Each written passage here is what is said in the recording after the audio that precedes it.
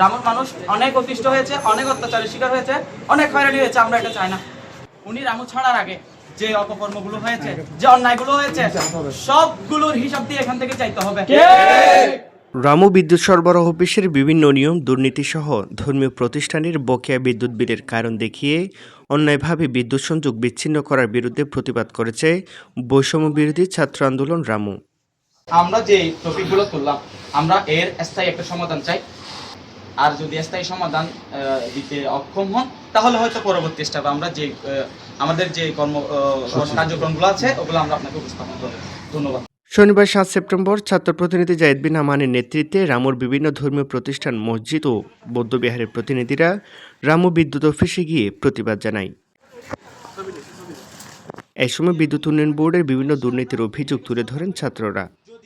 বিভিন্ন দাবি নিয়ে প্রতিবাদ করলে রামু বিদ্যুৎ উন্নয়ন বোর্ডের দায়িত্বরত কর্মকর্তা বিপাকে পড়ে কক্সবাজার ঊর্ধ্বতন কর্মকর্তাকে অবহিত করেন। এই সময় ঊর্ধ্বতন কর্মকর্তারা রামু আসতে বাধ্য হন।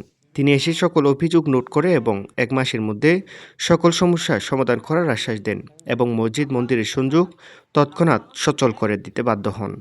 এর স্থায়ী সমাধান না হওয়া পর্যন্ত কঠোর অবস্থানে থাকা হবে বলে জানান সাধারণ শিক্ষার্থীরা। আমরা দেশ থেকে স্বৈরাচার নিউজ ডেস্ক, রামু খবর 24।